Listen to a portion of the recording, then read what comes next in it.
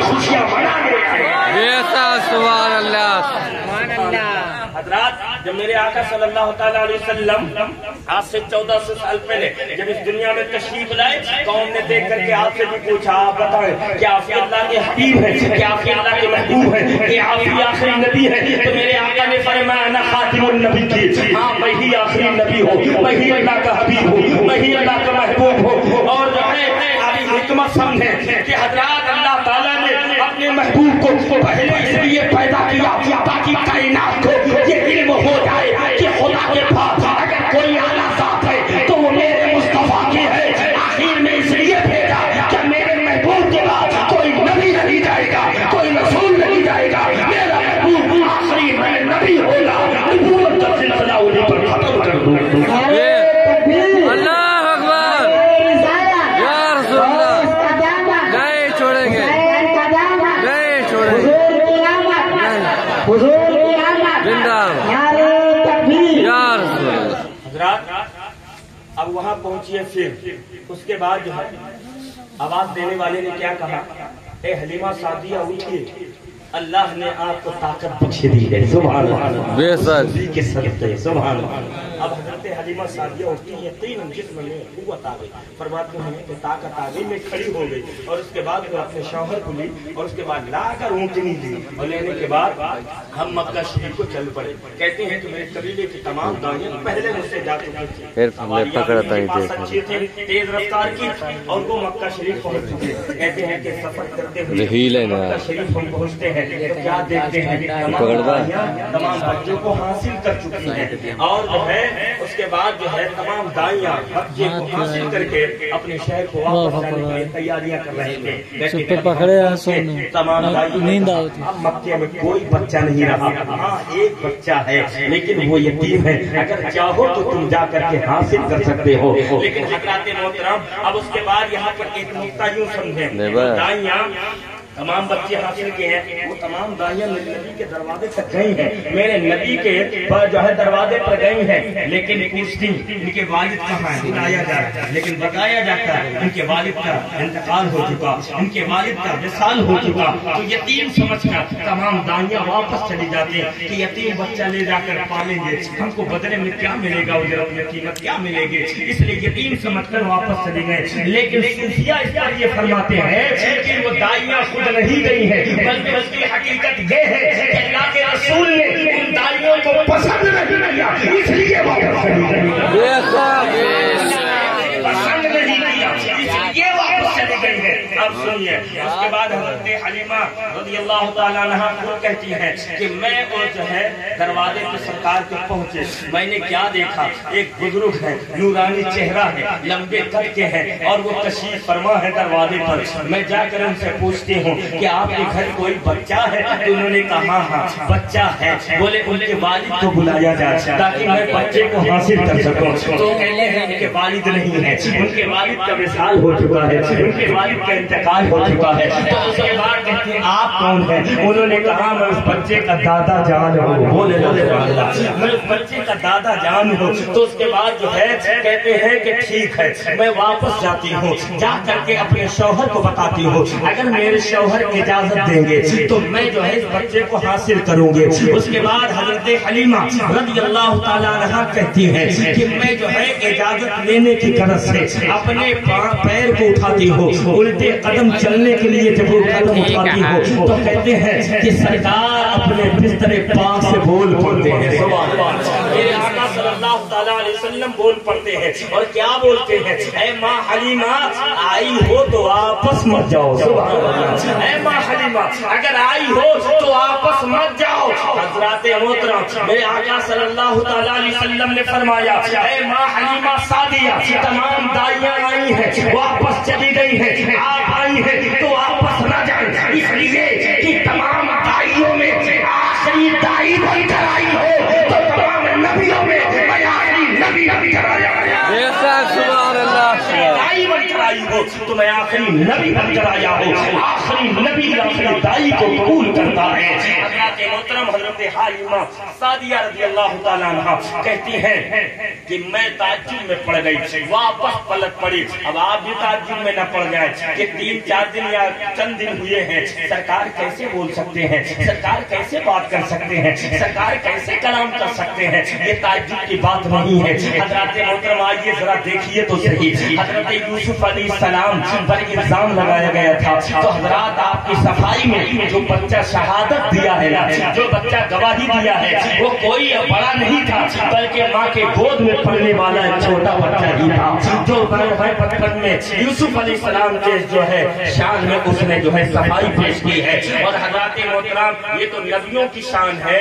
حضرات اسی دلی کے سرزمین پر جب ضرورت پڑی ہے تو میرے خواجہ کے اشارے پر ماں کے پیٹ سے بچہ بولا ہے، ماں کے پیٹ سے بچے نے کلام کیا ہے۔ حضرت عیسیٰ علیہ السلام جب بغیر باپ کے پیدا ہو گئے نا تو حضرت مریم پریشان ہوئی کہ جب قوم پوچھے گی تو جواب کیا دیں گے کہ ہماری شادی نہیں ہے، بغیر شادی کے بغیر باپ کے جو ہے بچہ پیدا ہو گیا۔ تو حضرات اس زمانے کے جو نبی تھے اللہ نے وہی فرمائی اور حکم دیا کہ مریم سے کہہ دے اگر لوگ پوچھے تو وہ خود جواب نہ دے بلکہ اسی بچے کی طرف اشارہ کرے۔ حضرات محترم جب بچہ لے کر قوم کے بیچ میں آتی ہے، قوم نے شک کی انگلی اٹھایا اور سوال کیا اے مریم شادی تمہاری نہیں ہوئی ہے اور آپ جو ہے آپ کو بچہ پیدا ہو گیا، بغیر باپ کے کیسے بچہ پیدا ہو سکتا ہے؟ حضرت مریم نے حضرت عیسیٰ کی جانب اشارہ کرتی ہے کہ اے پوچھنے والوں ہم سے نہ پوچھو بلکہ بغیر باپ کے پیدا ہونے والے اسی بچے سے پوچھ لو۔ 3 دن کے حضرت عیسیٰ علیہ السلام ہیں، قوم نے انہیں لیا اور اس کے بعد لینے کے بعد پہاڑی پہ گئے، پہاڑ کی چٹان پر بٹھا دیے، سینے پہ ہاتھ رکھے، رکھ کر ان لوگوں نے کہا اے بغیر باپ کے پیدا ہونے والے بچے پتھا تو بغیر باپ کے کیسے پیدا ہو گیا؟ 3 دن کے حضرت عیسیٰ علیہ السلام ہیں، اپنی ماں کی صفائی میں بول پڑے اور کہتے ہیں میری ماں پہ شک کی انگلی اٹھانے والے لوگوں سنو، خدا کی قدرت کو تم نے نہیں دیکھا ہے، خدا کی شان کو نہیں دیکھا ہے، ارے وہ خدا جو حضرت آدم کو بغیر ماں باپ کے پیدا کرنے پر قادر ہے، وہ خدا اسی پتھر سے اونٹنی پیدا کرنے پر قادر ہے، وہی خدا مجھے بغیر باپ کے پیدا کرنے پر قادر ہے۔ اللہ اکبر یا رسول اللہ زندہ باد اللہ۔ حضرات محترم عیسیٰ علیہ السلام 3 دن کے ہیں کلام کر رہے ہیں اور پورا مکمل جواب دیا، میں اللہ کا نبی بولے کہ بچے تو آپ کا نہیں بولے، بچے کیسے بول سکتے ہیں؟ حضرت عیسیٰ نے کہا عام بچے نہیں بول سکتے ہیں لیکن میں عام بچہ نہیں ہوں بلکہ اللہ کا بھیجا ہوا نبی ہوں، اللہ نے مجھے کتاب دی ہے، اللہ نے مجھے نبی بنایا ہے، نبی چاہے تو وہ ماں کے شکم سے بھی بات کر سکتا ہے، جب چاہے کلام کر سکتا ہے۔ حضرات محترم حضرت عیسیٰ 3 دن کے ہیں کلام کر رہے ہیں، حضرت یوسف کے شان میں جس بچے نے گواہی دی صفائی دی، حضرات وہ بچہ اپنے ماں کے گود میں تھا، دودھ پیتا بچہ تھا۔ حضرات محترم میرے خواجہ نے اشارہ کیا ماں کے پیٹ سے بچے نے کلام کیا۔ اب حضرات حضرت عیسیٰ نبی ہے، حضرت یوسف علیہ السلام نبی ہے، حضرت خواجہ غریب نواز اللہ کے ولی ہے، اللہ کے محبوب بندے ہیں۔ حضرات جب ان کی شان یہ ہے تو میرے مصطفیٰ کی شان کیا ہوگی، میرے آقا کا مقام کیا ہوگا؟ آئیے چند جملے رکھتا ہوں۔ حضرات اسی ہندوستان اسی زمین پر ایک شہر ہے جس شہر کا نام مصر ہے، اس مصر میں ایک نبی تشریف لائے جن کا نام حضرت یوسف علیہ السلام ہے۔ اللہ نے ان کے حسن و جمال عطا فرمایا تھا۔ حضرت زلیخا دیکھتی ہیں آشکا ہو جاتی ہیں، عورتوں سے بتاتی ہیں مگر انہیں یقین نہیں آتا ہے۔ یقین کے دلانے کے لیے انہوں نے کہا چھری لے لو، پھل لے لو، ایک مقام پہ بیٹھ جاؤ۔ جب حضرت یوسف گزرے ان کے حسن کو دیکھ کر پھل کو کاٹنا، ایسا ہی ہوا، چھری لے کر عورتیں بیٹھ جاتی ہیں، پھل لے کر بیٹھ جاتی ہیں، کشتی لے کر بیٹھ جاتی ہیں۔ حضرت یوسف علیہ السلام کا جب گزر ہوتا ہے ان عورتوں نے پھل کو کاٹا، پھل پڑ گیا مگر ان کو خبر نہ ہوئی، پھل کٹنے کے بعد چھری نے انگلیاں کاٹ دی عورتوں کے مگر انہیں خبر نہ ہوئی۔ یہ تو بعد میں پتا چلتا ہے کہ جو ہے کپڑے جب خون سے گیلے ہو جاتے ہیں تب پتا چلتا ہے کہ پھل کٹ گیا خبر نہ ہوئی، انگلی کٹ گئی خبر نہ ہوئی۔ حضرات یوسف علیہ السلام کا حسن ہے کہ عورتوں نے دیکھ کر انگلی کاٹ دی انہیں خبر نہ ہوئی۔ حضرات 2850 سال یا جو ہے غالباً بعد میں اسی شہر مکہ میں جب میرے آقا کا حسن جلوہ ہوا बेशक सुभान अल्लाह। जब मेरे आका का हुस्न जलवा नुमा होता है तो हजरात मेरे और शायर कहता है जब हुस्न था उनका जलवा नुमा, अनवार का आलम क्या होगा बिन देखे जब ये आलम है, दीदार का आलम क्या होगा। सुभान अल्लाह सुभान अल्लाह। जलवा कर होता है तो मर्दाने अरब के मर्दों ने आका के हुस्न को देखकर गर्दनें कटा दी, उन्हें खबर ना हुई। तो अल्लाह जुमले रख रहा हूँ समाज करें। हजरात और मिस्र है वो मिस्र है, ये मक्का है, वहाँ यूसुफ है, यहाँ मुस्तफा। बेशक सुभान है, ये मक्का है, वहाँ यूसुफ है, यहाँ मुस्तफा है। वहाँ औरतें हैं, यहाँ मर्द है, वहाँ उंगली है, यहाँ गर्दन है, वहाँ जो है कटाना है, यहाँ कटाना है। बेशक सुभान। मिस्र और है, मक्का और है, यूसुफ और है, मुस्तफा और है, औरतें और है, गर्दन और मर्द और है, उंगली और है, गर्दन और है, कट जाना और है, कटाना और। सुभान अल्लाह सुभान अल्लाह। ये अंबिया की जमात, मुरसलीन की जमात। अब आइए इनके से किसने पूछा, आला हजरत सरकार का पूछेंगे महशर में, बोलिए ना सुभान। यहाँ भी अर्जी पेश किए हैं, यहाँ भी अर्जी पेश किए हैं, और जब कयामत के दिन महशर में तमाम अंबिया मिलेंगे तो पूछेंगे। फिर भले बनो। शेर तो मेरे जहन में नहीं है लेकिन मफहूम है। आला कि जब जमात अंबिया मिलेंगे तो मैं उनसे पूछूंगा, ऐ मालिको ये बताओ कहीं ऐसा तो नहीं तुम्हारा नबी कौन है? किससे पूछ रहे हैं? तुम्हारा नबी कौन?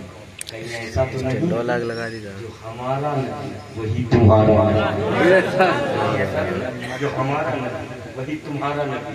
तमाम अंबिया क्या जवाब देंगे? हाँ हाँ, जो तुम्हारा नबी वही हमारा नबी। जैसे सबका खुदा एक है वैसे इनका उनका तुम्हारा हमारा। हमें अंबिया वो है जिन्होंने मेरे मुस्तफा का कलमा पढ़ा है। मेरे आका की शान क्या क्या जब कलमा पढ़ने वाले कलाम कर रहे हैं तो मेरे आका अगर ताज्जुब क्या अगर कलाम कर लिए तो सही है ना, बात कर लिए तो इसमें ताज्जुब की बात नहीं है। मेरे आका सल्लल्लाहु अलैहि वसल्लम की शान तो ये है कि हजरत सफिया हजरत शिफा रज़ियल्लाहु ताला अन्हा वो बयान फरमाती है जब सरकार की विलादत हुई तो मैं भी मौजूद थी। कहते हैं कि जैसे बच्चों की आमद पर, बच्चों की पैदाइश पर उसे गुस्ल दिया जाता है, सफाई की जाती है, गंदगी को साफ किया जाता है।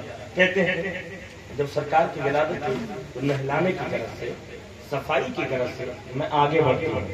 कहते हैं जब आगे बढ़ती हूँ तो मेरे कान में आवाज आती है, ऐ शिफा मेरे महबूब को नहलाने की जरूरत नहीं है।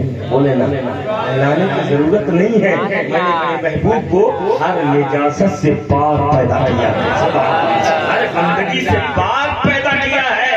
अगर आप इस पर जुमले रख रहा हूँ सुनिए, रब ने कहा हबीब हमने आपको हर निजासत से, हर गंदगी से, हर पलीदगी से पाक पैदा किया है। ऐ मेरे हबीब मैं पैदाइश से पाक हूँ, तुम्हारी पैदाइश पाक है। बोले सुभान अल्लाह। बेशक मैं पैदाइश से पाक हूँ, तुम्हारी पैदाइश पाक है। मैं विलादत से पाक हूँ, तुम्हारी विलादत पाक है। मैं मिलाद से पाक हूँ, तुम्हारी मिलाद पाक है। ये हबीब मैं कबीले से पाक हूँ, तुम्हारा कबीला पाक है। मैं खानदान से पाक हूँ, तुम्हारा खानदान पाक है। मैं जो है दादा दादी से पाक हूँ, तुम्हारे दादा दादी पाक है। ये हबीब मैं वालिदैन से पाक हूँ, तुम्हारे वालिदैन पाक है। ये मुस्तफा मैं बीवियों से पाक हूँ, तुम्हारी बीवियां पाक है। मैं औलाद से पाक हूँ, तुम्हारी नस्ल पाक है। ये हबीब मैं हाथ से पाक हूँ, तुम्हारा हाथ पाक है। मैं पैर से पाक हूँ, तुम्हारा पैर पाक है। मैं पेट से पाक हूँ, तुम्हारा पेट पाक है। मैं पीठ से पाक हूँ, तुम्हारी पीठ पाक है। मैं गोश्त से पाक हूँ,